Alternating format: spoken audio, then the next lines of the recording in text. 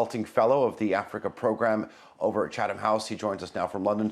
Good to have you on the show, sir. We don't know for sure yet whether this is a military coup or not, but what we do know for sure is that for some time now there has been growing protests, ballooning protests, movements calling for mass civil disobedience until the President Keita, steps down. I mean, is it fair to assume that this could be linked?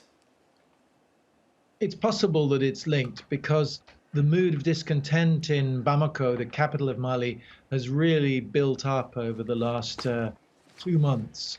As you mentioned, there have been a series of big demonstrations. At least 14 people have died in clashes between security forces and demonstrators. There's a lot of popular resentment and anger, not only at President Keita's relatively weak leadership in tackling Mali's huge security problems in the north and in pushing forward the peace process, but also, and this really touches popular feeling in the south, in Bamako, a lot of exposed big corruption scandals, a sense that government is drifting, that the privileged are not really focusing on the huge challenges that the country faces, and that government services should be a lot better, that certain high-placed individuals with good connections near the sort of summit of the political system are benefiting when ordinary Malians are facing a very difficult time. So all that's fueled all this discontent, and repeated attempts by ECOWAS, the West African bloc of countries to which Mali belongs, to try and get people to accept some sort of settlement short of the president resigning, because he is democratically elected, have so far not produced a settlement. But there are other reasons for discontent as well. There's a lot of pressure within the military, and news has emerged of a report by UN experts, which has not yet been published, but which apparently accuses some very senior figures in Mali of trying to block the peace process in the north. So there are a lot of different ingredients fueling discontent and dissatisfaction. It seems like all the ingredients for a perfect storm, right? Clearly, this is a developing story, so I would understand your answer. But when you look at the situation, thousands of civilians and soldiers have died. The economy is suffering deeply. That's only been exacerbated by the coronavirus pandemic. The President Keita is refusing to sit down at the mediating table. What do you think is likely? How do you think this is likely to play out? Well, it's very hard to predict, because one would have hoped, or one would have expected, if you like, that conventional diplomatic mediation would have produced a settlement, some sort of negotiated outcome, a peaceful resolution of this long-running face-off.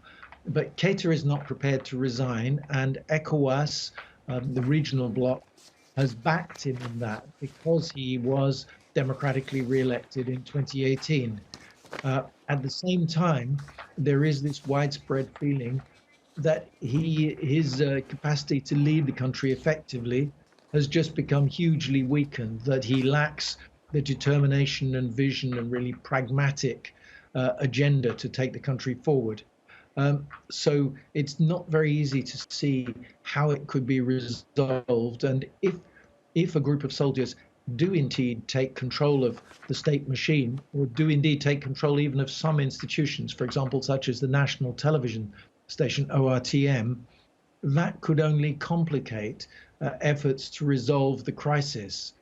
And the political elite have really been badly shaken by the events of recent months, and by even the kidnapping of the leader of the opposition, who is in the hands of an armed group in the north of Mali. He was kidnapped while campaigning for the parliamentary elections.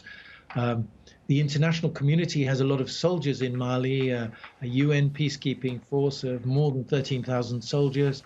There are several thousand French troops, but they don't want to get involved in Mali's internal politics. They want to press for a peaceful resolution.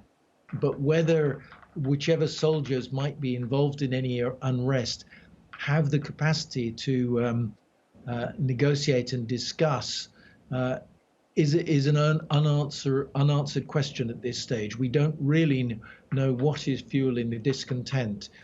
It could be that there's a lot of resentment in the military at the fact that they are still facing serious challenges in the north, jihadist attacks, which claimed very heavy casualties among the army last year, and a feeling that the political leadership is not backing them up. And then you have ethnic tensions in the center of the country, tensions between the Pearl pastoralist community and Dogon farmers.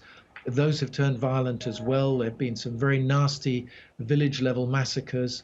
So the situation is hugely complex and there is no obvious easy outcome for it. And if the constitutional structure gets overturned in the process of some sort of military putsch or mutiny, that could only complicate efforts to try and find a practical, peaceful resolution of all these different problems.